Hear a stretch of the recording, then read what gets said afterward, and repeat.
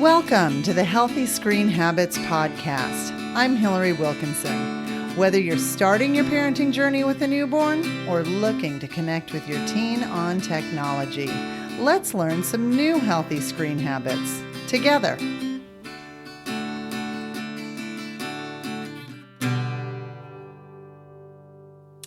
So often when we talk about social media, it gets cast in a negative light. We hear about FOMO, doxing, and cyberbullying, and it can seem as though social media serves no positive purpose. Many political commentators have stated that Facebook may have as much power as some countries.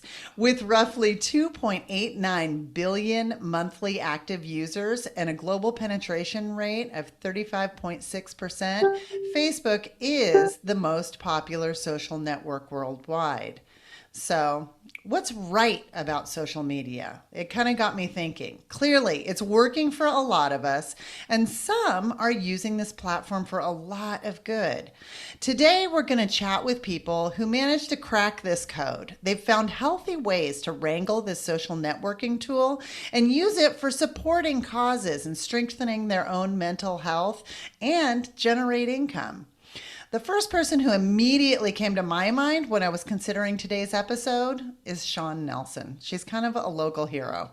Shawn Nelson is a 46-year-old mom that has a passion for social media. Not only has she built a full-time income on it, she found her biological grandfather. She also uses it to help educate on type 1 diabetes and provide support to families. Shawn's feeds are packed with positive messages, real-life stories of what it's like to raise 3 teenagers, 2 of whom are twin boys. What I love most is that Shawn keeps it real. And what I love even more is that this powerhouse lady has risen to success as a mom influencer, sharing her business, empowering women, and teaching all of us some great self-care tips along the way. Welcome to the Healthy Screen Habits Podcast, Shawn Nelson. Thanks for having me. That intro, girl. I love it. Thank you. Well, we love you in this town. So, Shawn, you have built a full-time income based around your outreach with social media. What is your favorite part about the work that you do? Community, honestly, community. The income that I have built on social media, social media always gets such negative connotations attached to it. But what I have found is that there are many people that have lost their light within our world, not to sound dramatic, and they come to social media to get reconnected again. Do you wish there is something that, is there something you wish that people understood about social media rather than, we hear so much of the negative all of the time. Right. And I feel like you are somebody who has this ability to flip it and turn it towards a more positive light. And Right. Well, so the age-old statement about social media is that everybody comes there to share their highlight reel. And that seems to be something that people tend to look down upon. But in my personal opinion, why is that bad? Why is that bad that somebody wants to come to social to tell a story? Social media is storytelling. And it's like scrapbooking that we used to do in the 80s. You would never put pictures of your dog pooping on the carpet or your kid throwing a temper tantrum or your flat tire picture in your scrapbook. So why would you put that in your digital scrapbook on social? And so I think a lot of times our society inherently is attracted to train wrecks. That's why reality TV is so popular. That's why the news gets a lot of hype around it. There's not a lot of times that people tend to look at a situation and lift up the positive and promote the positive. But for me, social media, not only with the income that I earn on social media, but bigger than that is the outreach that I do for women. And also with my son's diagnosis, social media was 100% a lifesaver for me in that realm. I think it's time for us to start looking at what the highlight reel is, and that the highlight reel might not be the problem. It's people's reaction to the highlight reel. Oh, okay. So it's almost like the public needs to flip their script. We need to stop giving attention to to just the negative, because there's so many influencers out there in social media. And I'm not talking about stereotypical social media influence, just people in communities that tend to have just a light about them and people are drawn to them. Why do we give attention to the negative and the dark and the dreary? Why don't we give attention to the people that feel like sunshine? That is where our energy should be going.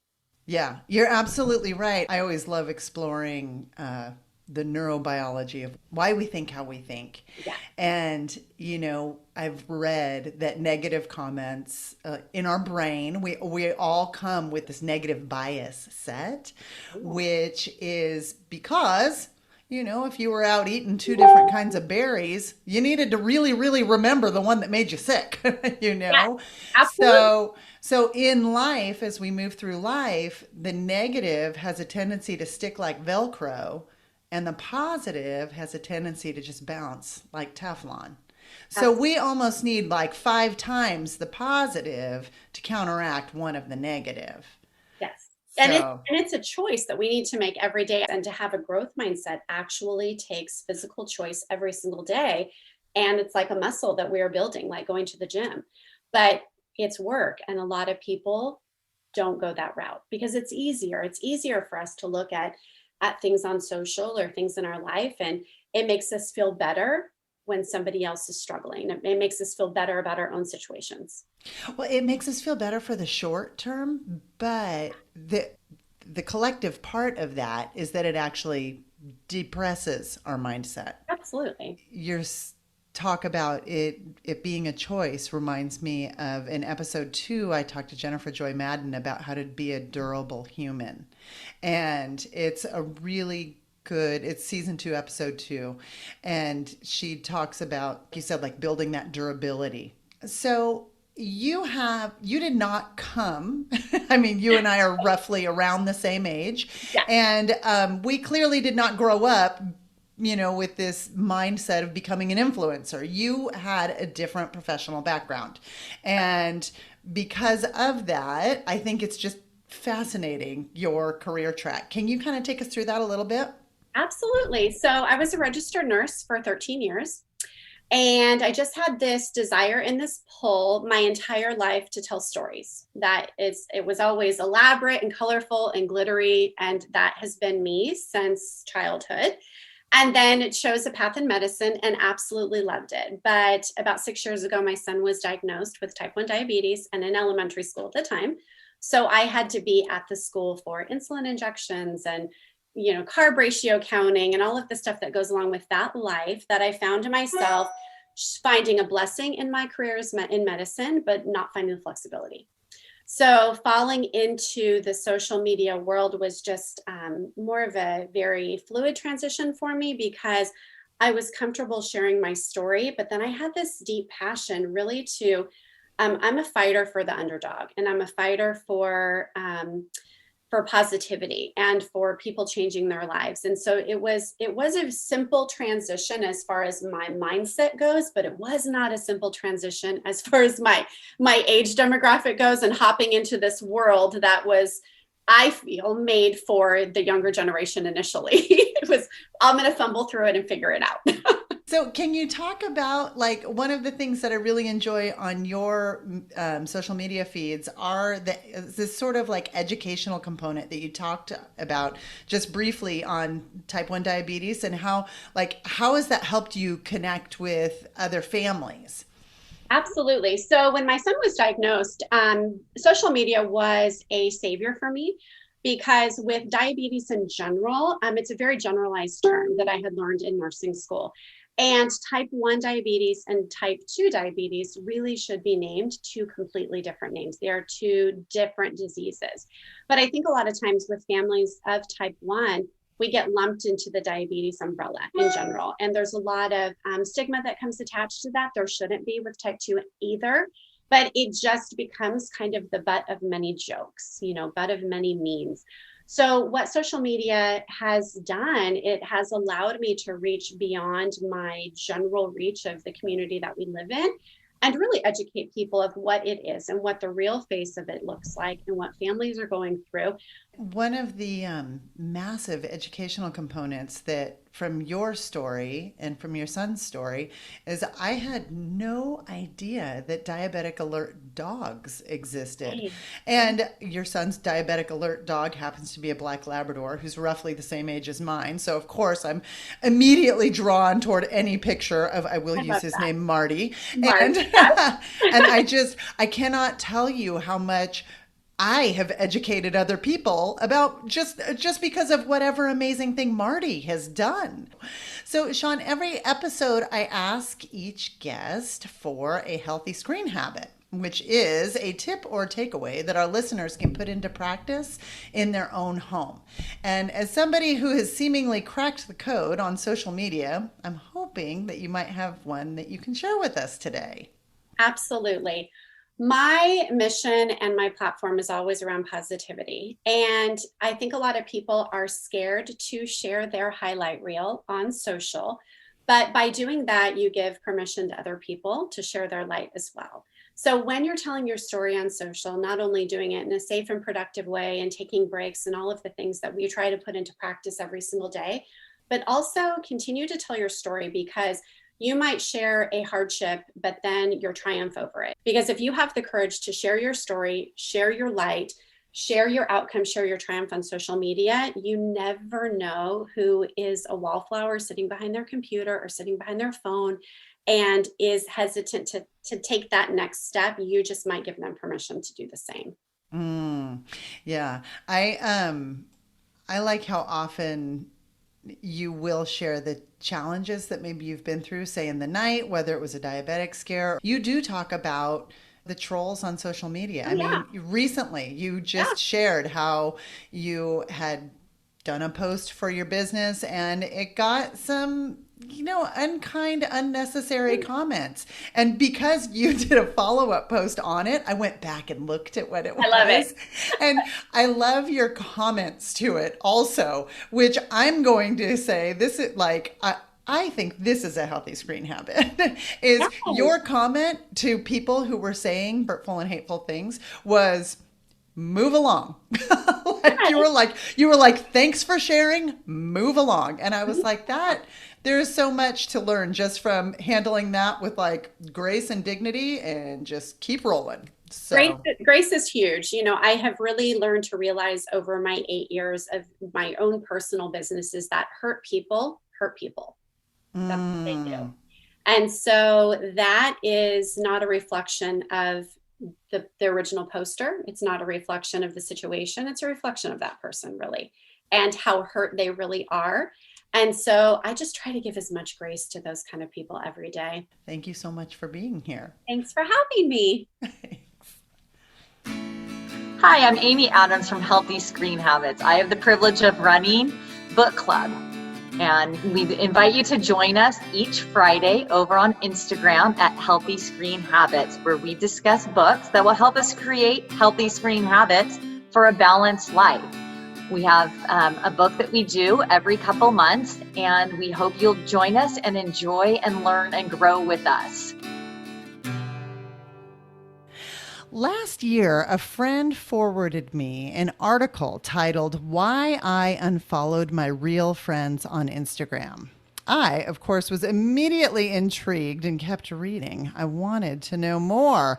So I tracked down my guest today, who's the author of that article, and we're going to talk about her follow-up statement of, with a little intention, you can make Instagram a tool that supports your mental health. Ivy Staker is a social anthropologist and an eating disorder survivor who is fascinated by how we shape culture and how culture shapes us. Welcome to the Healthy Screen Habits podcast, Ivy Staker. Thanks so much for having me. I'm happy to be here. Yay. So your path to social media balance is kind of an interesting one. In your article that that led me to you, why I've unfollowed my real friends on Instagram, you quote Theodore Roosevelt in saying, "Comparison is the thief of joy," and state that this may as well have been the battle cry of your 20s. So I have so many questions. What role did social media play in this kind of thievery for you? I think it's something I grapple with because I see in my work as an anthropologist and in community development, I see really great things happening in terms of connections that are happening over social media and community building.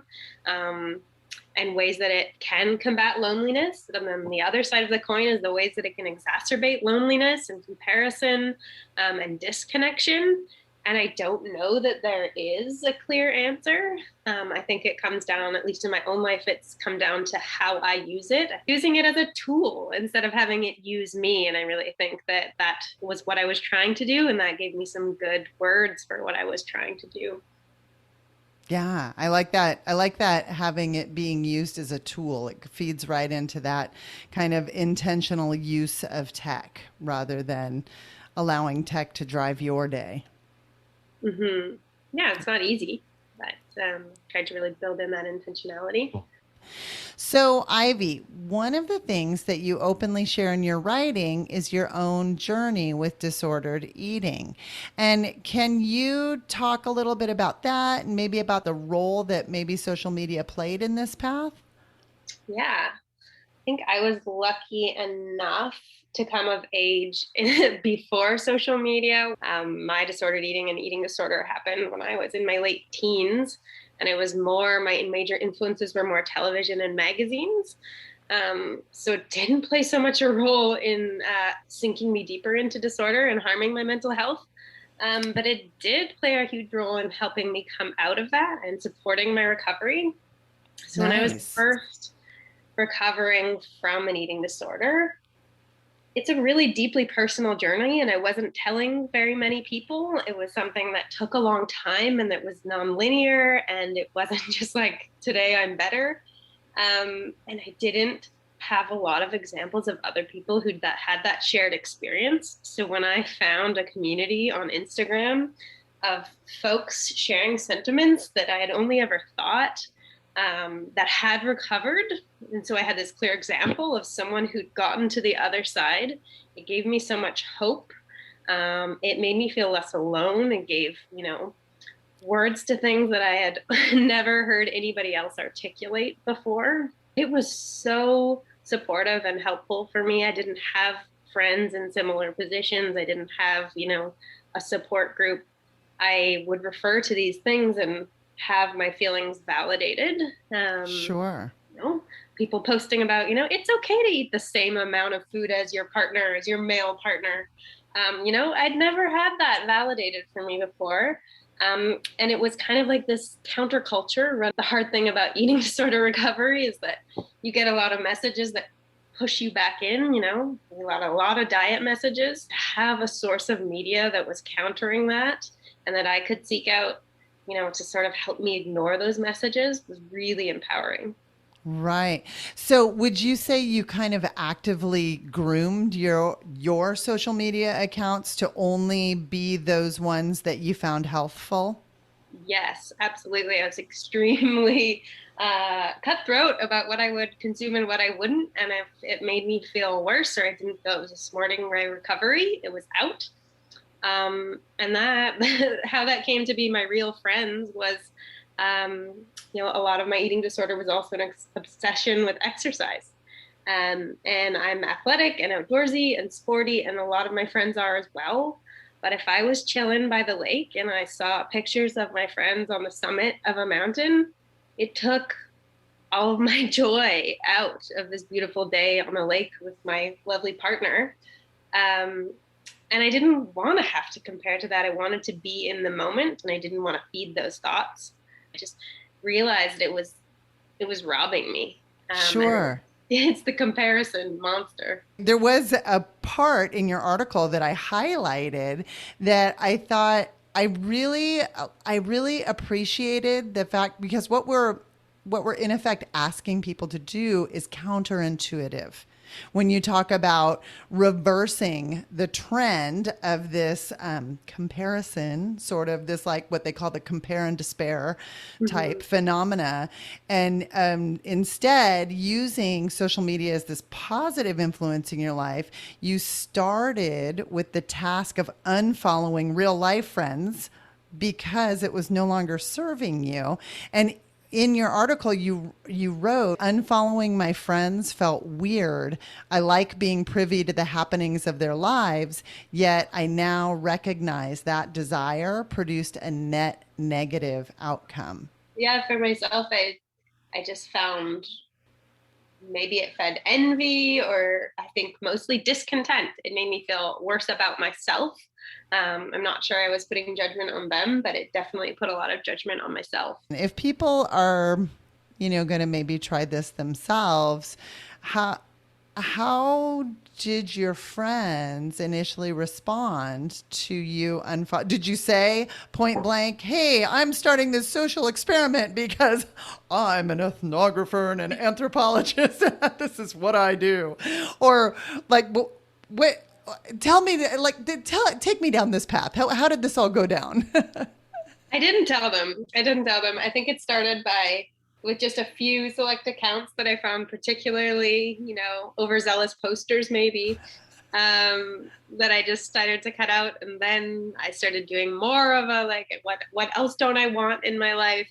Not that I don't love my friends and that I do I miss knowing sometimes what they're up to, but it's nicer to know what they're up to when we talk.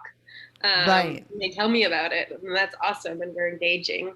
But I don't need to know it at every moment, and I don't need it to intrude into my life at, moments. And I took Instagram off my phone as well, so I think that really helps. I can only see it if I sit down at a desktop. So it started with unfollowing all of them. It eventually went to deleting my account and then making a fake account where I just look at a few of the accounts that I find really supportive to me when I feel like this person really nourishes my mental health and what they say really helps me feel in balance. Then I'll go look at those specifically. I don't think I even follow them. I just write it in. So if our listeners maybe are identifying with this, what would you say are some key warning signs maybe that an account you're following is no longer serving you? Yeah, whether it's a friend or otherwise, I think I think you really know if you allow yourself to feel that, and you can see that it's intruding into the way that maybe you're interpreting a situation or feeling in the moment.